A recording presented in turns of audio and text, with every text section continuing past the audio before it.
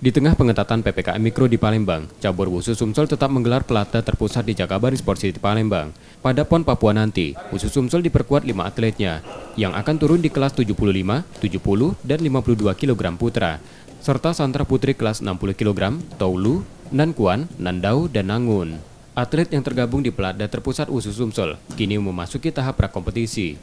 Jika pandemi terkendali, Wusu Sumsel berencana menggelar uji coba. Dari 5 atlet yang diturunkan, Wusu Sumsel berpeluang meraih 1 perunggu di PON Papua. Ya, untuk target sendiri dari 5 itu yang kita targetkan hanya 1 yang berpeluang. Jadi kami tidak bisa bilang semuanya bisa berpeluang, tapi yang ada peluang lebih besar itu atas nama Pira Anandista di kelas 75 kg yang kita prioritaskan yang utama. Saya berharap karena di PON ini saya baru mengikuti PON pertama kali, saya berharap saya bisa setidaknya saya membawa pulang.